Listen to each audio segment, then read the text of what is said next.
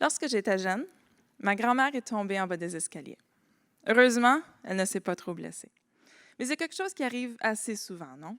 Vous connaissez sûrement un parent, un grand-parent qui a subi une chute. Dans la société d'aujourd'hui, il y a environ le tiers des personnes âgées de plus de 65 ans qui vont tomber à chaque année. Et ces chutes vont mener à des blessures, à une perte d'indépendance et même parfois à la mort. Donc, comment faire pour les aider?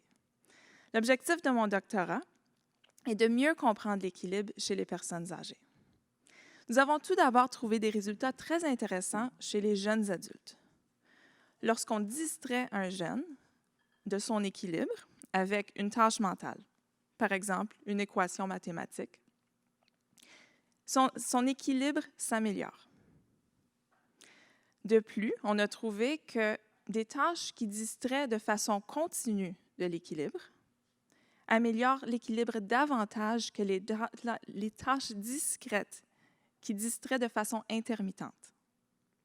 Finalement, on a trouvé que le plus la tâche est difficile, le plus les jeunes sont stables. L'idée derrière ceci est que notre corps et notre cerveau possèdent les structures nécessaires pour contrôler notre équilibre de façon automatique et efficace. Lorsqu'on pense à notre équilibre, on intervient dans ces processus, ce qui nous rend moins stables. On s'est dit qu'il serait intéressant de voir si les résultats seraient réplicables chez une population âgée.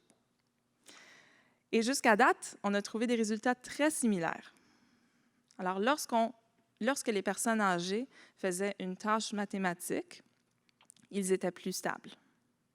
Également, des tâches mathématiques qui étaient continues et aussi des tâches discrètes qui étaient un peu plus difficiles menaient à un meilleur équilibre que des tâches discrètes qui étaient trop faciles. Il nous reste encore à déterminer l'effet de la difficulté de la tâche.